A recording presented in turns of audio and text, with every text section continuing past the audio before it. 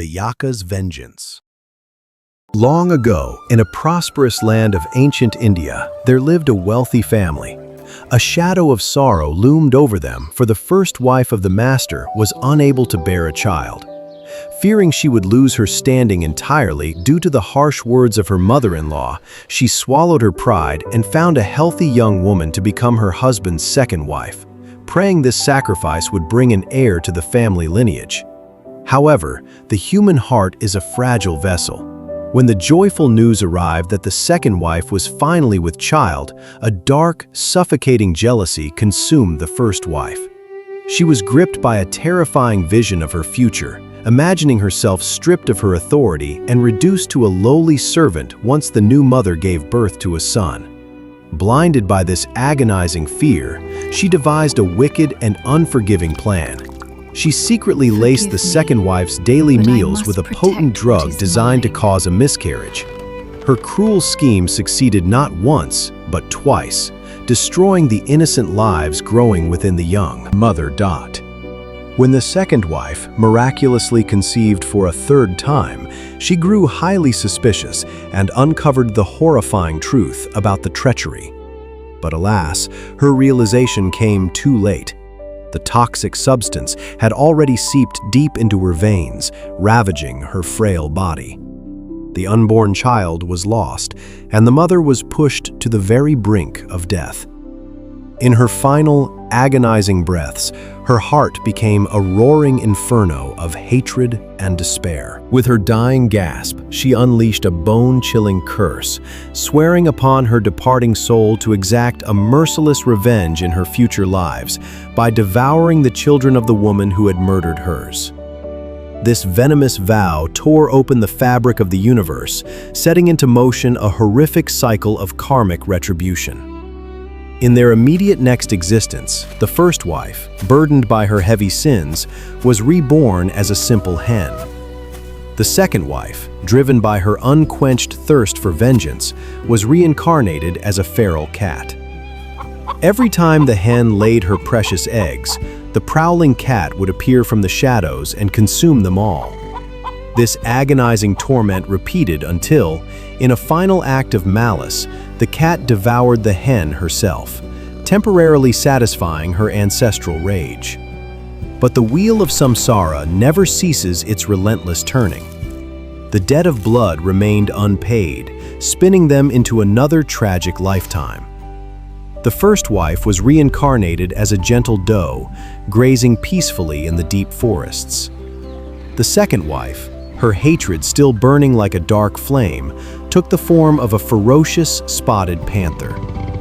Whenever the doe gave birth to her tender fawns, the panther would strike with lightning speed, tearing them apart before ultimately sinking her fangs into the grieving doe.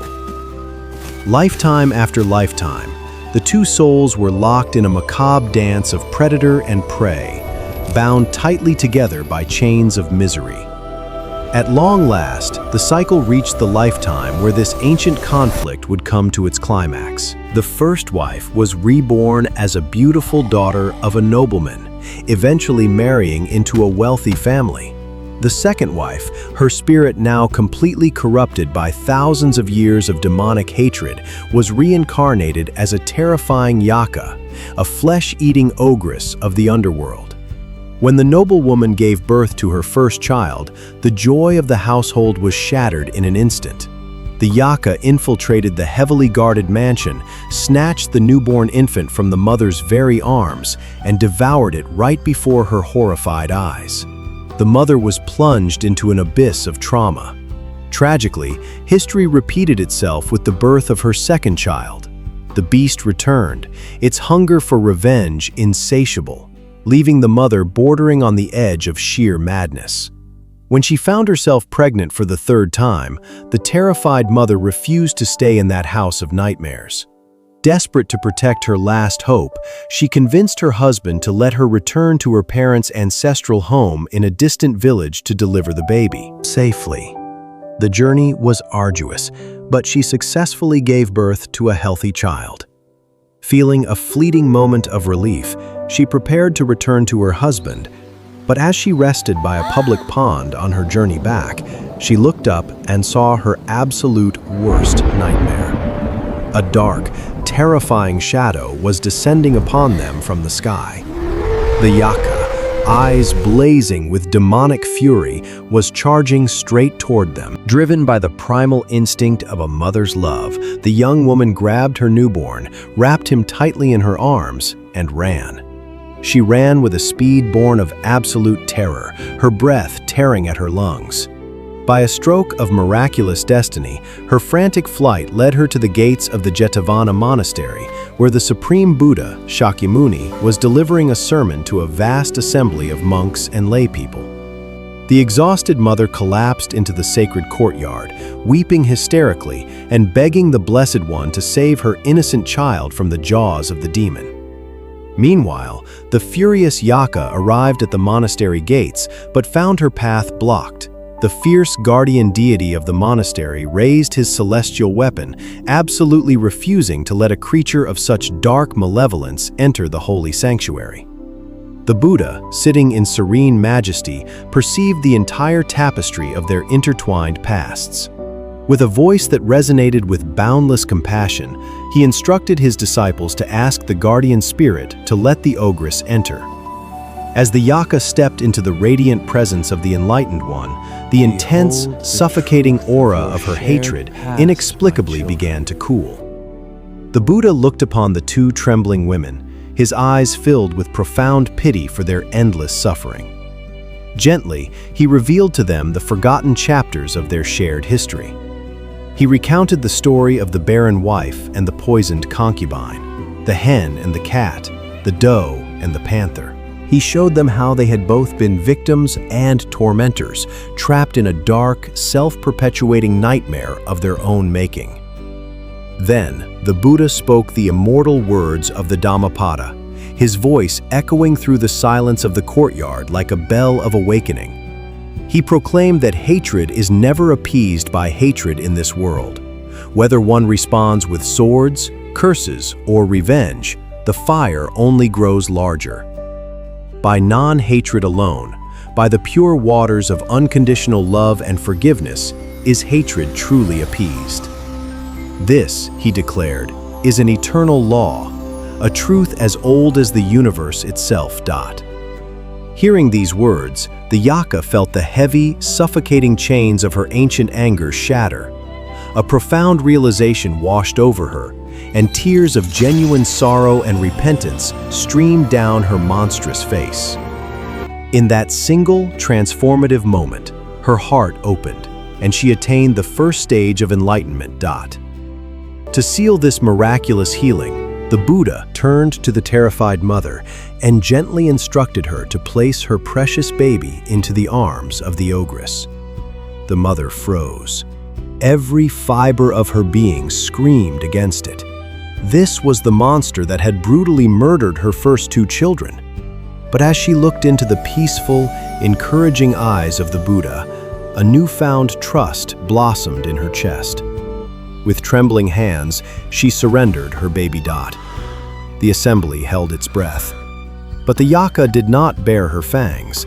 Instead, she received the fragile infant with the utmost tenderness.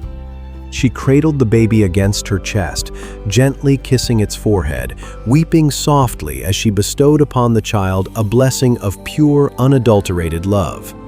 She then carefully handed the child back to its mother. In that beautiful, quiet exchange, a feud that had spanned millennia was permanently dissolved into the light of forgiveness. Having abandoned her wicked ways, the Yakkha now had no place to go, for the wilderness was no longer her home. Seeing her plight, the young mother, her heart now completely free of fear and resentment, warmly invited the ogress to live with her. Initially, they hid the Yakkha in the quiet attic of their home, where the mother brought her the finest and most delicious food every single day. As time passed, the family's agricultural business flourished. The constant rhythmic pounding of the heavy rice mortars created a deafening noise that disrupted the Yakkha's peaceful meditation. Without a word of complaint, she appeared to the mother in a dream, politely, requesting to move to a quieter location.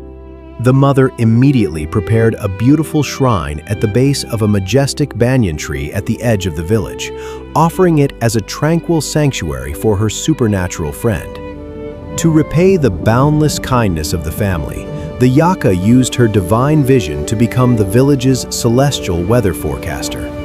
In years when she foresaw heavy rains and devastating floods, she would appear in the mother's dreams and advise her to plant the crops on the highest hills. When she foresaw scorching droughts, she would instruct the mother to plant in the lowest, most humid valleys. Because of this infallible guidance, the family's harvests were always incredibly bountiful, unaffected by the wrath of nature.